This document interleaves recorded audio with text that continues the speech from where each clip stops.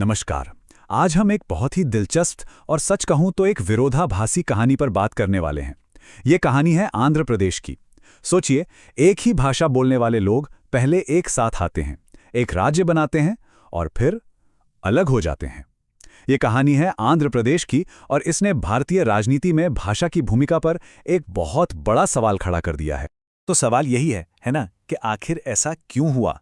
एक राज्य जो बना ही भाषा के नाम पर था, वो टूट कैसे गया, जबकि टूटने के बाद भी दोनों तरफ वही भाषा बोली जा रही थी?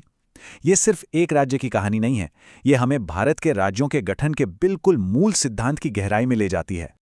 ये देखिए, यही तो इस पूरी कहानी का निचोड़ है। एक तरफ 1956 का सपना, जब तेलुगु बोलने वाले सब लोग एक हो गए, एक राज्य के नीचे, और दूसरी तरफ 2014 की सच्चाई, जब वही तेलुगु बोलने वाले लोग दो अलग अलग राज्यों में बंट गए। मतलब जो चीज जोड़ने वाली थी वो काफी नहीं पड़ी। तो आखिर हुआ क्या था? तो चलिए कहानी को शुरू से शुरू करते हैं। इसकी शुरुआत होती है एक बहुत बड़े वादे से, एक बहुत बड़े सपने से। ये सब शुरू हुआ एक, कह सकते हैं, रेवोल्यूशनरी आइडिया के साथ, भाषाई सिद्धांत। इसका मतलब सीधा सा था कि भारत के राज्यों की सीमाएं इस आधार पर बननी चाहिए कि लोग कौन सी भाषा बोलते हैं, ना कि सिर्फ एडमिनिस्ट्रेटिव कन्वीनियंस के लिए। और ये जानना बहुत जरूरी है कि आंध्र प्रदेश इस सिद्धांत पर बनने वाला भारत का पहला राज्य था। पहला। और देखिए, ये सब हुआ भी कितनी तेजी से। 1953 में एक जोरदार आंदोलन के बाद मद्रास से अलग आंध्र राज्य बना, और उसके ठीक 3 साल बाद ही 1956 में हैदराबाद स्टेट का जो तेलुगु भाषी इलाका था, मतलब तेलंगाना, उसे भी आंध्र राज्य में मिला दिया गया। और इसी के साथ पूरा हुआ विशाल आंध्रा, यानी ग्रेटर आंध्रा का सपना। लेकिन जैसा कि अक्सर होता है, जो ऊपर से दिख रहा था वो पूरी सच्चाई नहीं थी। भाषा की इस एकता की नींव में कुछ गहरी दरारें थीं, जो धीरे धीरे इस पूरे सपने को खोखला कर रही थीं। और ये दरारें थीं 3 बड़ी शिकायतों के रूप में। दशकों तक ये अंदर ही अंदर सुलगती रहीं। पहली, आर्थिक भेदभाव। दूसरी, राजनीति और नौकरियों में एक क्षेत्र का दबदबा। और तीसरी, जो शायद सबसे जरूरी थी, एक अलग कल्चरल पहचान। तो चलिए पहली शिकायत को थोड़ा और समझते हैं। ये मुद्दा था सीधे सीधे संसाधनों और मौकों का। तेलंगाना के लोगों को ये लगने लगा था, और ये भावना बहुत गहरी हो गई थी, कि राज्य के विकास का सारा पैसा, सारी सरकारी नौकरियां, सारी पॉलिटिकल पावर, ये सब सिर्फ आंध्र रीजन के लोगों को मिल रहा है, और उन्हें, मतलब तेलंगाना के लोगों को, एक तरह से पीछे छोड़ा जा रहा है। अब सवाल उठता है कि ये भेदभाव की भावना आई कहां से? देखिए, इसका जवाब इतिहास में है। दोनों इलाकों का इतिहास बहुत अलग रहा है। जो आंध्र का तटीय इलाका था, वो करीब 150 साल तक सीधे ब्रिटिश राज में था। वहां अंग्रेजी शिक्षा आई, मॉडर्न एडमिनिस्ट्रेशन आया। वहीं दूसरी तरफ तेलंगाना का इलाका निजाम के राज में था, एक तरह की सामंती फ्यूडल व्यवस्था। दोनों की दुनिया ही बिल्कुल अलग। और जब दो इलाकों का इतिहास इतना अलग हो, तो जाहिर है उनकी पहचान भी अलग होती है। यहीं से जन्म हुआ एक अलग तेलंगाना आइडेंटिटी का। अब ये लड़ाई सिर्फ नौकरियों या पैसों की नहीं रह गई थी। नहीं, ये लड़ाई बन गई थी अपनी संस्कृति, अपनी बोली, अपने आत्मसम्मान को बचाने की।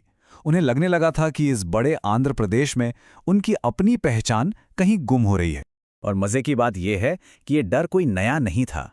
सोचिए, 1955 में जब राज्य बन भी नहीं रहा था, तब स्टेट्स रीऑर्गेनाइजेशन कमीशन ने अपनी रिपोर्ट में साफ साफ चेतावनी दी थी। उन्होंने कहा था कि तेलंगाना और आंध्रा का मर्जर डिजायरेबल तो है, लेकिन ये तभी होना चाहिए जब तेलंगाना के लोग अपनी मर्जी से खुशी खुशी इसके लिए तैयार हों।